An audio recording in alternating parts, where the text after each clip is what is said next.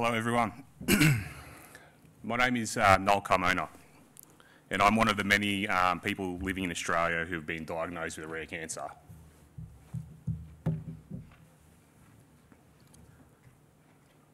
I'd like to thank Rare Cancer Australia for inviting me here today to advocate for myself and approximately 42,000 Australians who are also diagnosed with a rare or less common cancer every year. Prior to my diagnosis, I was a fit and healthy man. I spent countless hours in the gym, I ate incredibly healthy, never smoked, and I rarely drank. I looked after myself and I did everything that I could to stay as healthy as possible. I had goals of one day competing in bodybuilding competitions, and I took pride in taking care of myself as much as possible for myself, for my wife Cheyenne, and my little boy Mateo. In the early months of 2023, I started to develop a cough. This progressed to coughing fits, which put pressure in my chest that caused me to pass out due to lack of oxygen for up to 10 seconds. After a lot of convincing from my lovely wife, I went to my GP who sent me for various scans, which they found a large tumour in my chest surrounding my heart, and that was pressing against my left lung. On the 10th of February 2023, I was told that my situation was so serious that I needed to present to the emergency department immediately. They were concerned that I would not make it through the weekend, so I self-admitted. The following week in hospital came around, and with it came blood tests, biopsies, scans, and finally surgery. My surgery took over 7 hours, after which I was moved to the ICU unit. The surgical team told my wife that the surgery was unsuccessful. They were only able to remove approximately 15% of the tumour due to it being wrapped around my heart and my major arteries. As you can imagine, this was devastating news. At the time, I was 34 years old and otherwise perfectly healthy, and all the questions came along, like what happens now? How do I tell my son? What is this tumour? How did this happen? Why me? All kinds of questions that you'd think you'd never have to ask, and quickly it becomes overwhelming. While in ICU, we were told that the type of cancer I have is called thymic carcinoma. 1 in a million. It's incredibly rare, aggressive, and very hard to treat. To add on the already unbearable weight on my shoulders, we were told that my cancer was stage 4. Not only did I have a 13-centimetre tumour in my chest, but it had metastasised to my lymph nodes and to my adrenal gland as well. We had consults with the oncologist where he advised us of what my treatment options were. This conversation was very short and very disheartening. It seemed that every option that we thought might be available for me was automatically thrown out the window. And unfortunately, radiation wasn't an option due to the location of the primary tumour. It was too risky, which overweighed the potential benefits that they weren't willing to risk to proceed. My surgeon advised me any further surgery would be futile. If they tried to remove any more, I'd likely bleed out on the table, and the risks were incredibly large. The decision was made to start me on chemotherapy. This was every 3 weeks for the first 4 rounds. I tackled this head on. Determined to beat this, after 4 rounds, I had a PET scan to review whether the treatment was working, and to our amazement, it was.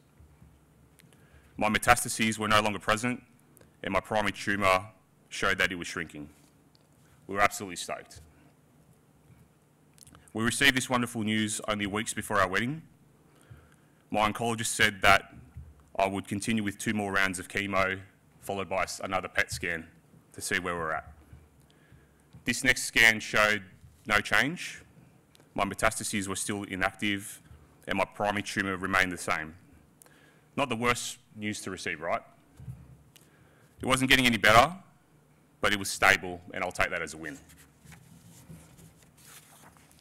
With that, my doctor advised me to take a break from treatment, and I'd have another scan in 3 months' time to allow my body to heal and my bone marrow to regenerate itself and recover. 1 month later, Cheyenne noticed that I was starting to cough again. We contacted the oncologist and brought the scans forward. We were on our way to our honeymoon when we received a devastating phone call that chemotherapy had failed and that the latest scan showed progression.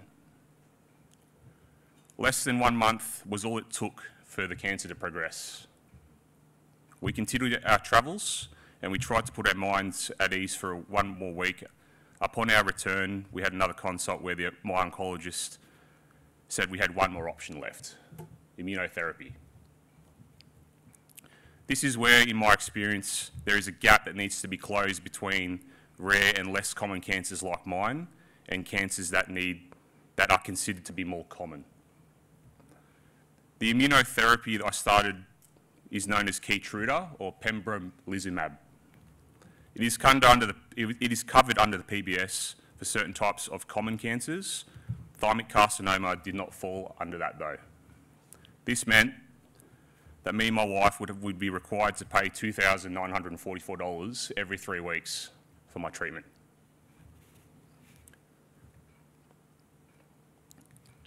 To save or prolong my life. We paid for 4 rounds to start.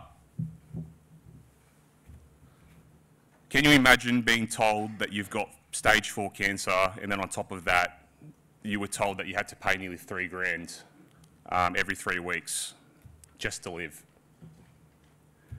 I can't speak for everyone, but I think that it's safe to say that for most healthy working Australians, that this is absolutely unsustainable, if not impossible.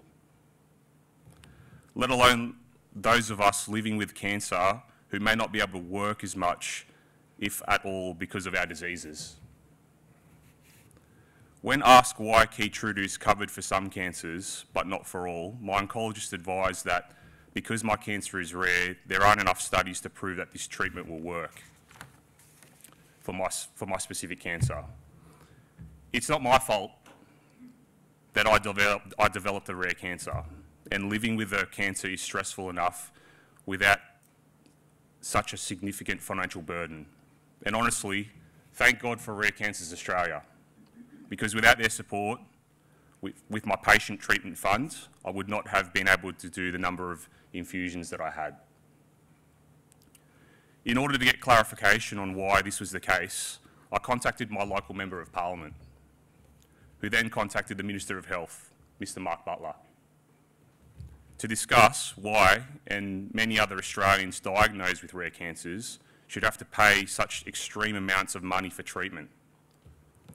I did receive a letter back advising that the government has no control of what's covered under the PBS and that we needed to contact the pharmaceutical company responsible. On contacting that pharmaceutical company, they advised me that this is determined by the government. So we were riding a very inconvenient merry-go-round.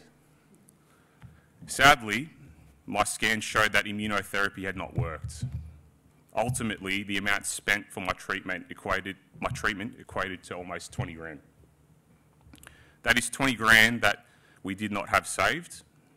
That is 20 grand that another patient with a different cancer would not have had to spend. $20,000 is a lot of money for anyone, and sadly there are many Australians living with cancer who have had to pay significantly more than that. I'm not alone in this journey, but the journey that I and those like me have to face is an incredibly lonely one. Being told that your options are limited, being told that there's nothing that we can do, or that the best that you can hope for is to be accepted into a trial, is simply not good enough. Our illnesses may be rare, but the number of us living with rare cancers is a lot more than people realise. There needs to be more options for us, more funding and research dedicated towards rare cancers and their respective treatment options. The system needs to change so that it works for the patient and not against us.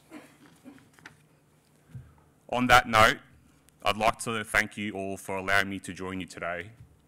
I appreciate the opportunity to be here,